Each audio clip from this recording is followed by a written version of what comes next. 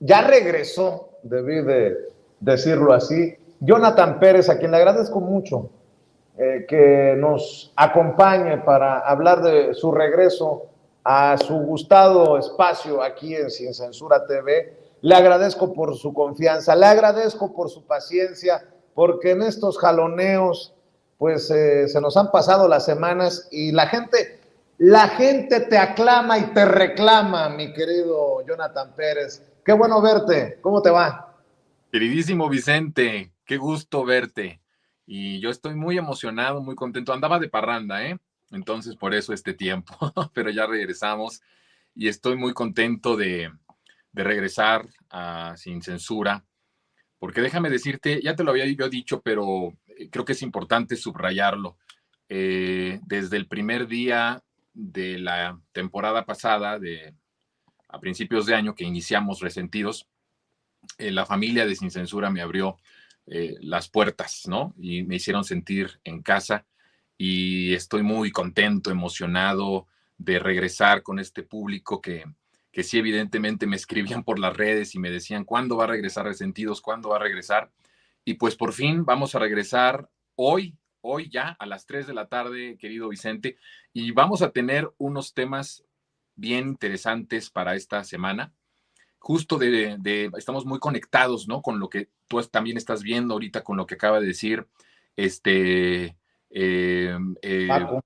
Paco Cruz, que me parece que es muy importante porque habla de un tema que vamos a tratar mañana con respecto a cómo el crimen organizado, que además es algo que ya habíamos nosotros advertido en Resentidos desde hace ya muchísimos meses, ahí están los videos, cuando decíamos y yo planteaba la hipótesis de que si Xochitl no arrancaba, no crecía en las preferencias, este régimen al que yo llamo salinista neoliberal iba a optar por la violencia a través de un cártel, que es el cártel Jalisco Nueva Generación. Y el miércoles voy a hablar un poquito del cártel Jalisco Nueva Generación, porque yo ya he hablado de cómo se formó el cártel, yo ya he dicho cómo hubo una conexión entre, le llamo yo, el cártel del pacto entre Felipe Calderón y Enrique Peña Nieto. Y el miércoles voy a dar más datos con respecto a esto, porque es muy interesante cómo nace este cártel, cómo se hace tan violento en tan poco tiempo, cómo se hace tan acaudalado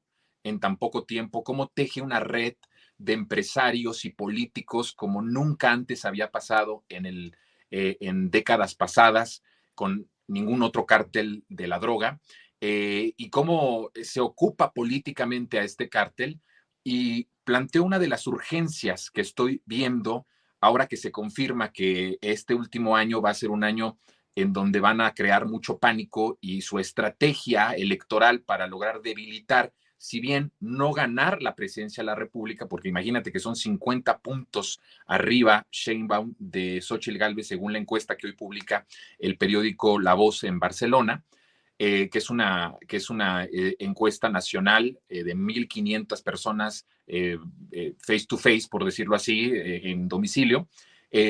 Lo que no buscan es, no están buscando ganar la presidencia, sino debilitar la diferencia entre Sheinbaum y cualquiera que sea la candidata, porque tampoco estamos tan seguros que vaya a terminar siendo Xochitl al final, pero concediendo que sea Xochitl, pues vamos a lo que ellos buscan es que la diferencia sea menos para que no logremos el plan C y no se puedan hacer todas las reformas que pudieran arraigar la transformación de manera jurídica, de manera legal y de manera constitucional, porque hay que poner varios seguros a la parte eléctrica, a la parte de la soberanía energética, hay que hacer las reformas judiciales, estos temas que tú has abundado con tus excelentes panelistas y analistas, pero lo que están buscando con esta violencia es justamente tratar de acortar esa distancia para no controlar el Congreso, para más bien arrebatarle a Morena la posibilidad de tener la mayoría calificada y de esta forma truncar de alguna manera, de la manera constitucional a la cuarta transformación.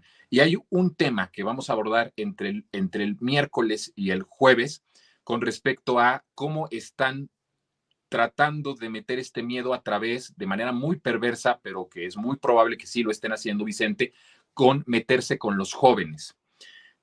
También en Resentidos, hace unos meses nosotros hablábamos con respecto a cuál es la cantidad de jóvenes, de acuerdo con las encuestas serias, que apoyan al presidente de la República. Es una cifra típica. Llega incluso en sectores de 18 a 24 años, que son los más jóvenes del país. Hablamos de los más jóvenes que pueden votar, evidentemente. Hay un apoyo casi del 80% al presidente. O sea, eso es atípico en cualquier parte del mundo. Regularmente los jóvenes no son ni están conectados con la política, ni apoyan un proyecto de transformación, ni apoyan a un político, ni apoyan a un presidente de la República. Entonces es una cuestión atípica lo que está sucediendo en el país y estas cifras son interesantes y ahora vemos cómo hay desapariciones, asesinatos, jóvenes levantados. Cada vez hay más este tipo de noticias que se expanden a través de los medios hegemónicos como noticias muy amarillistas, muy sensacionalistas, que sí, efectivamente están sucediendo, pero son magnificadas a nivel nacional. El hecho es que mi hipótesis que voy a desarrollarles con datos y cifras para entre el miércoles y el jueves es que están preparando y están ejecutando una campaña de guerra de baja intensidad, pero de una forma concreta de desaparecer jóvenes, de asesinar jóvenes. Y la pregunta, Vicente, ¿por qué está estallando Chiapas? Que también lo advertimos en Resentidos hace unos meses. Yo les dije, aguas con Chiapas, algo está sucediendo ahí, algo va a suceder. Y estás tú viendo todo lo que está sucediendo en Chiapas. ¿Por qué está pasando justo en el último año de gobierno de López Obrador esta efervescencia de violencia y mediática en Chiapas? ¿Por qué en un estado que en estos 5 años de transformación es el estado que más ha bajado sus cifras de pobreza? Si tú revisas las cifras de Coneval de todos los estados, el estado que en estos 5 años más ha reducido, es más del 16%, que más ha reducido la pobreza es Chiapas. Cuando tú sabes muy bien, Vicente, históricamente Chiapas es un estado olvidado, de por sí la región sur-sureste es una región olvidada, pisoteada, ensangrentada por los gobiernos salinistas neoliberales. ¿Y por qué en estos momentos de resplandor en el sentido de la desigualdad y de que se está rescatando a millones de personas de Chiapas de la pobreza y de la pobreza extrema? ¿Por qué cuando los indicadores generales en cuestión de homicidios dolosos y de violencia están a la baja? Son de los estados, de los últimos estados, de los primeros lugares en cuestión, más bien de los últimos lugares en incidencia delictiva en el país. ¿Por qué están sucediendo estos acontecimientos en Chiapas y por qué tenemos en primeras planas de Reforma con todos estos datos el que hay un desastre en Chiapas? ¿Qué es lo que está buscando la derecha? Evidentemente es un proceso de desestabilizar y de acortar la diferencia de la puntera, que en este momento es Claudia Sheinbaum, para su candidata y esto lograr o hacer que no se logre más bien la ejecución del plan C por todo lo que tú también has documentado y has explicado ampliamente en tus espacios. Entonces, pues vamos a tener temas muy, muy fuertes, vamos a tener temas muy importantes que son necesarios en este momento de la vida política. Estamos viviendo momentos maravillosos, Vicente, son momentos irrepetibles, momentos que no vamos a volver a ver en mucho tiempo. Estamos en la cuenta regresiva ya, la cuenta final de este sexenio, que yo creo que no pensábamos que íbamos a tener un gobierno como el que estamos teniendo y como el que está por terminar en este año. Y es un honor y es un gusto el que podamos narrarlo, el que podamos tratar de explicarlo, el que podamos tratar de retratarlo aquí en Sin Censura con esta hermosa familia y contigo. Así que pues estoy contento, estoy muy feliz y pues vamos a darle fuerte, ¿no? Claro, y además, mi querido Jonathan, me das la pauta para pues confirmar que ni salimos de pleito, que ni fue un golpe censurador de mi parte, ni mucho menos, que aquí ustedes se han podido expresar por tal o cual simpatía, que cada quien asume sus filias y fobias, y por eso sugiero que también en algún momento, ya sea en este espacio que también es tuyo, o en Resentidos, o en el espacio que se quiera, que hablemos del pragmatismo del que se están quejando muchas personas, ¿no? Ya ves que, por obvias razones, se están quedando sin opciones esos priistas, panistas, perredistas, algunos hasta emesistas, y buscan integrarse o sumarse a la 4T, y algunos han sido más mediáticos que otros, más anunciados algunos casos que otros, y bueno, ha habido inconformidad, pero creo que es un gran debate, mi querido Jonathan, como también es un gran debate lo que está ocurriendo en la Ciudad de México. Hay muchas personas que dicen, no, pues yo voy por Omar García Harfuch, no, pues que yo voy por Clara Brugada, no, yo voy por Hugo López-Gatell, no, pues Mariana Boy, la verdad no la tenía en la mira, pero bueno, también podría Miguel Torruco, el diputado, llegar a la lista, porque tengo entendido que sacarán de una encuesta a un quinto o a una quinta aspirante, pero mi querido Jonathan, es muy interesante esto de Omar García Harfuch. Algunos dicen, no, no Omar García Harfuch, y otros se están metiendo un balazo en el pie.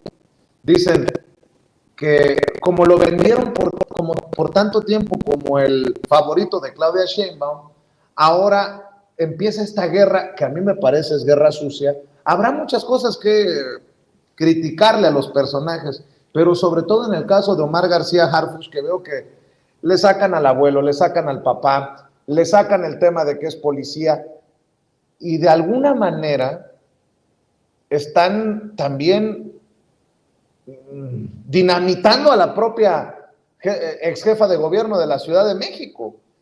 Hay que tener cuidado con estos temas porque le puedes dar, sin darte cuenta, carnita a los cerdos, a los de la oposición, perdón que lo diga así, pero ¿a poco no están fascinantes, como dices tú en este momento estelar, los temas, mi querido Jonathan? No, pero excelentes. Mira, Vicente, de principio, justo en este primer episodio de esta nueva etapa de regreso de Resentidos, iba a hablar un poco con respecto a la cuestión de estos meses que estuvimos fuera. Y sí, es evidente, yo agradezco enormemente que el título del proyecto, tu proyecto que has construido durante tanto tiempo y que tanto trabajo te ha costado, que es Sin Censura, sea verdaderamente real ahora sí que en el día a día, ¿no? No he recibido nunca una censura por parte de ti, por parte de nadie, de tu equipo y por supuesto mucho menos de ti. Eso hay que decirlo, lo agradezco muchísimo. Todo este proceso, el proceso en donde se seleccionó a las corcholatas, fue un proceso en el que nosotros decidimos en Resentidos, como espacio libre, de no tomar una postura y que yo en todo este proceso, además que, por cierto, voy a decirte que lo cumplí en todo este proceso desde que inició hasta que se dio a conocer quién iba a ser la coordinadora de la Cuarta Transformación. No hice un pronunciamiento de manera personal a favor o en contra de alguna de las corcholatas. Están ahí los videos y mi querida audiencia y esta familia de Sin Censura lo puede confirmar. En el momento en que teníamos que hacer una crítica a Claudia, que nosotros nos parecía que teníamos que hacerla, lo hacíamos. Cuando teníamos que hacer una observación a Dan Augusto o alguna cosa que no nos gustaba de Fernández Noroña, lo hacíamos, pero nunca con la intención de orientar hacia uno u otro lado. Nos mantuvimos en Resentidos en ese sentido muy, muy, muy, una decisión personal de no orientar eso. Pero por otro lado, tampoco recibimos de tu parte ni del proyecto ninguna recomendación de absolutamente nada. Ha sido verdaderamente libre estos largos meses que estuvimos a principios de año. Ha sido maravilloso porque no recibimos línea. Estamos en un proyecto literalmente sin censura, eso que quede clarísimo para toda la audiencia. Por otro lado, y lo que tú dices que es bien interesante con respecto a este debate, yo te quiero decir que este pragmatismo que estamos viendo tiene que ver mucho con la urgencia del plan C, Vicente. Yo creo que Claudia y creo que en general las personas que están al frente del proyecto de transformación se están tomando como creo yo que se tienen que tomar muy en serio el hecho de que la transformación será viable siempre y cuando se logre ejecutar el plan C, se logre la mayoría calificada tanto en la Cámara de Diputados como en la Cámara de Senadores. Y como lo están tomando de una forma tan en serio y van por todo, porque así lo han estado publicando, así lo han estado diciendo en sus mítines, ganar, arrasar y votar por gobernadores, alcaldes, congresos locales, congresos estatales, el Congreso federal, y por supuesto la presidencia de la República, se están tomando tan en serio esto que tiene que ser tomado con esa seriedad y con esa profundidad, que se está optando por un pragmatismo con alianzas en estados en donde se van sumando priistas, donde se van sumando personas de otros partidos, como tú bien lo dices, pero ojo, también se están sumando líderes religiosos, libres pensadores, se están sumando clases medias, empresarios de medianos, grandes empresarios también lo están haciendo en algunas entidades. Es decir, es una convocatoria muy amplia la que se está formando para lograr que la transformación se pueda profundizar y que tenga raíces constitucionales. Vuelvo a repetir esto porque es muy importante. Si la transformación no tiene raíces constitucionales, va a ser peligroso que en un futuro, de una u otra forma, llegara alguien ajeno al proyecto de la transformación y cambie y arrebate lo que tanto trabajo nos ha costado. Entonces, el reto, el nivel de reto es lograr echar raíces constitucionales de la transformación. ¿Cómo puedes lograr esto? Bueno, lamentablemente a muchos que somos radicales no nos gusta esta parte del pragmatismo, pero entiendo que es una de las herramientas que se necesitan para lograr atraer a más votantes y para lograr arrasar en las próximas elecciones de tal forma que logres la presidencia de la República, las gubernaturas que están en juego, que son 9, 8, 9, los congresos locales y lo más importante, el Congreso, la Cámara de Diputados y la Cámara de Senadores. Ahora, dentro de esto también hay un debate de, sí, está bien, vamos a hacer una amplia convocatoria, pero también no por esta amplia convocatoria vamos a dejar pasar a cualquier perfil o a cualquier persona, ¿no? Y cuando hablo de cualquier perfil, cualquier persona, me viene a la mente Lili Telles o me viene a la mente Germán Martínez, ¿no? Este tipo de personajes. Entonces, ese es, creo, un debate y creo que ese es uno de los grandes retos de la unidad hacia el interior de este proyecto rumbo a 2024. Oye, además, Jonathan, sí. déjame agregarle esto porque he leído a algunas personas que dicen, si es Omar García Harfuch, yo no voy a votar. Bueno, ¿y qué? ¿Van a votar por Taboada o van a votar por...? Exactamente. Sí, no, es que ese es, mira, son tiempos tan maravillosos, Vicente, que no sé si te acuerdas, hace 6 años estábamos todavía entre el miedo y la zozobra de que era posible que, bueno, en una de esas, pues ganara la derecha, ¿no? Y entonces había una competencia muy real entre estos dos bloques. ¿Cómo ha cambiado esto y cómo ha sido un gran gobierno este de López Obrador? Que ahora no estamos discutiendo esa posibilidad, sino más bien estamos discutiendo y debatiendo al interior de los perfiles de Morena, porque sabemos que quien gane las candidaturas de ciertos estados de la Ciudad de México, pues van a ser los que ganen cuando vayamos todos a las urnas. Entonces, eso es algo de las cosas maravillosas y muy interesantes, que creo que es un proceso de aprendizaje y de maduración, Vicente, que tenemos que aprender como izquierda, que tenemos que aprender como militantes de la transformación, de que justamente tenemos que ir a la maduración, de que estamos en un momento en el que lo que decidamos al interior va a ser lo que gobierne. Y entonces eso trae retos y eso trae muchísimas opiniones encontradas, si es uno o si es otro. A mí me parece que tenemos que tener un poco más de protagonismo como entes del cambio de la transformación. No pensar que, si es, que solo depende del perfil. No pensar que solamente es o es Clara o es Omar o es Gatell o alguno de las otras personas que se están apuntando, sino que también sepamos que también nosotros somos ya los entes de transformación, que si algo no va, que si ese perfil que quede, tenemos que apoyarlo todos, porque como tú dices, del otro lado está Taboada, del otro lado está el cártel inmobiliario, y por supuesto, eso es criminal, sería criminal darles un voto a ellos. Entonces, en esta maduración, si queda Omar, pues tenemos que apoyar a Omar, pero esto no significa, Vicente, y creo que eso lo que tiene que quedar muy claro, que sea un cheque en blanco automático para todos estos perfiles, sino que como ciudadanos tomemos el control y tomemos el protagonismo suficiente para indicar cuando las cosas se quieran desviar o cuando las cosas no estén como tienen que estar y poder decir y dar un manotazo y decir, oigan, el proyecto no es un proyecto de ustedes, es un proyecto del pueblo, es un proyecto de nosotros. Y entonces creo que si lo vemos desde esa perspectiva, en donde dejamos de pensar que todo depende de la persona que esté al frente del gobierno, si algo nos ha enseñado López Obrador es que solo el pueblo puede salvar al pueblo. Y es hasta pedagógico, y es como, hay otra vez la misma frase, pero es importante. Cuando estamos hablando de eso, estamos justamente diciendo, no dejemos todo el trabajo a los gobernantes. Tenemos que tomar nuestro papel si queremos profundizar la transformación. No importa cuál sea el perfil. Digo, la verdad es que yo no veo nada de malo en los perfiles que van hacia la gubernatura o hacia la jefatura de gobierno de la Ciudad de México. Evidentemente hay afinidad personal hacia una u otra persona, pero creo que de los que están puestos ahí representan muy bien la continuidad de la Ciudad de México, pero esto no significa que les vamos a dar cheque en blanco. A lo mejor ese cheque en blanco, si en algún momento se lo dimos, fue a López Obrador, pero López Obrador ya se va. Pero a los demás que vengan después de él, los vamos a tener que vigilar. Creo que ese es el punto. No les vamos a dar cheque en blanco y tenemos que ser un pueblo cada vez más movilizado para poder orientar la política pública a nuestra conveniencia y no a la conveniencia de intereses personales. Entonces hay que ir a esa maduración, y esa maduración pasa por no ganó mi favorito, no ganó quien yo quería, pero por el proyecto, por la transformación, porque va en juego mucho más que mi propio interés o mi propia simpatía personal.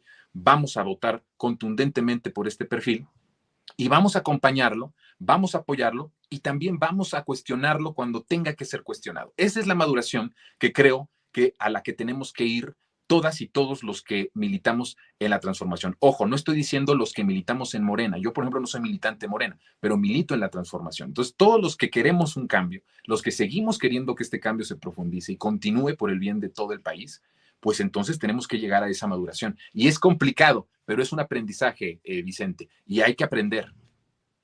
Me gusta, mi querido Jonathan Pérez, con esa honestidad y esa transparencia que te caracteriza y que ha siempre guiado tu camino. Me da mucho gusto anunciar, pues, que a partir de hoy a las 3 de la tarde regresa Resentidos a la señal, al canal de Sin Censura TV, y te agradezco mucho la confianza y que te hayas aguantado y que hayas esperado y que después de tantas semanas abras un espacio en tu apretada agenda para cumplirle a esta audiencia diferente e inteligente. Cerremos pues con la invitación también a tus redes, a tus diferentes trincheras, Jonathan.